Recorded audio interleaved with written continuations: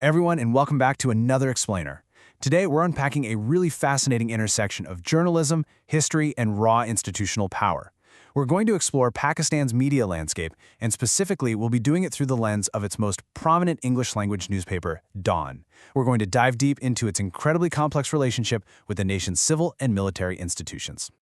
So right off the bat, you kind of have to ask yourself, how exactly does a newspaper hold power accountable in a nation that's known for shifting regimes? It's a wild paradox when you think about it. I mean, here you have a paper that was literally founded to advocate for the creation of a nation, and now, decades later, it has to carefully navigate that very same nation's most powerful and often competing institutions. Okay, let's dive into this. Section 1. The Voice of a Nation and the Origins of Dawn. So, the early evolution of this paper was rapid. Really fast.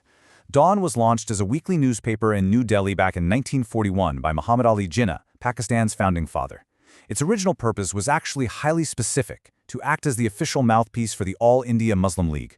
But by 1944, under its first daily editor, Puthan Joseph, it evolved into a full-fledged daily newspaper. And then, following the monumental partition of India in 1947, the senior staff moved the entire head office to Karachi, putting down permanent roots in the newly created state of Pakistan. And Jinnah laid down a very powerful dual mandate for the paper right from the start. Listen to what he actually said. The Dawn will advocate and champion the cause of the Muslims. It will not neglect the cause and welfare of the peoples of this subcontinent generally. So, it wasn't just meant to be a blunt political tool for one party. From its very genesis, it was intended to be a broader public servant. Fast forward to today, and that historical foundation has built a massive modern legacy. Just to put this into perspective, based on our source data from 2010, Dawn boasts a huge weekday circulation of 95,446. It's widely considered Pakistan's premier newspaper of record, not to mention the largest English-language paper in the country. But here's the thing. To maintain that kind of weight and readership over the decades, the paper's leadership had to consistently adapt. Which brings us to Section 2, Evolution of an Editorial Stance. And this brilliantly illustrates just how much an editorial stance can evolve over time depending on who is sitting in the editor's chair. You got these completely distinct eras. In its early days, the second editor, Altaf Hussain, took what we can call the confrontational approach, fiercely challenging government policies to galvanize the push for independence. Later, Altaf Gaur ushered in the free speech advocate era, totally transitioning from his past creating press laws to fiercely championing journalistic freedom. And then there's Ahmed Ali Khan. He was the longest-serving editor, and he represented the cautious progressive. He stabilized the paper by balancing a progressive outlook with subtle, careful critiques, which was absolutely crucial for navigating the highly restrictive military regimes of his time. But hey, adapting to modern times comes with uniquely modern problems. Get this.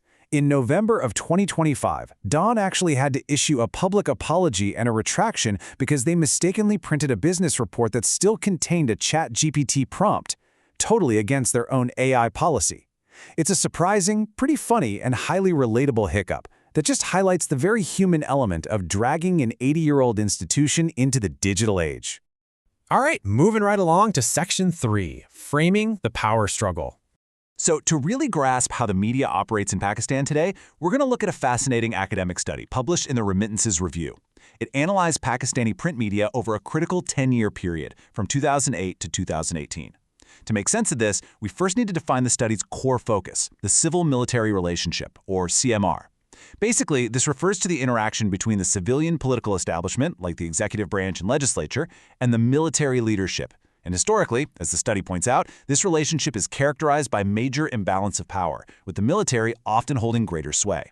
This dynamic is the systemic backdrop against which all political reporting takes place. The researchers set up some very clear parameters here. Like I mentioned, they analyzed print media from 2008 to 2018, specifically because this window covered two full democratic tenures, the Pakistan People's Party and the Pakistan Muslim League Nawaz. They compared English newspapers against Urdu newspapers, examining exactly how they framed these civil-military issues. And what's remarkable is that they found the media's coverage remained incredibly consistent across these two entirely different political regimes. Now, what's really interesting about this slide is how academics actually mapped this bias out. They created specific coding categories and looked for highly sensitive flashpoints. We're talking about events like the 2011 Memogate, the Rangers operation in Karachi, counterterrorism operations, and the Dawn leaks. By tracking the coverage of these massive controversies, they could map exactly where a newspaper's loyalties and boundaries lay. Which leads us to Section 4, Language, audience, and bias. Take a second and consider how your own media might be tailored specifically to you, because the study found a stark contrast here. English newspapers like Dawn and The Nation consistently skewed toward pro-civilian stances and were super reluctant to take pro-military positions. Why? Because they largely cater to an international readership and an elite domestic crowd. On the flip side, Urdu newspapers like Jang and Nawaya leaned neutral or pro-military, with Jang actually staying highly neutral, but overall they were way less inclined to criticize the military. Their target audience is the broader, everyday domestic reader within Pakistan. Basically, the language dictates the audience, and the audience dictates the bounds of the journalism. So the crucial point is that this divide isn't an accident. It is the academic concept of media framing in action. Media framing influences audience perception by purposefully selecting, excluding, and elaborating on specific information. These editorial biases are deliberate framing techniques used by media organizations to survive, thrive, and navigate highly complex, sometimes dangerous power structures. And that brings us to our final part, Section 5, Flashpoints and Press Freedom. We've talked a lot about theory and systemic pressures, but let's look at how these civil-military tensions have tangibly played out in Dawn's recent history through 3 major case studies. First, in 2011, Dawn actually partnered exclusively with Julian Assange and WikiLeaks for the first use of secret U.S. diplomatic cables regarding Pakistan. This tied directly into the larger, highly controversial Memogate era. Second, the 2016 Dawn leaks. A story by journalist Cyril Almeida reported that civilians were warning the military to act against militants or face international isolation.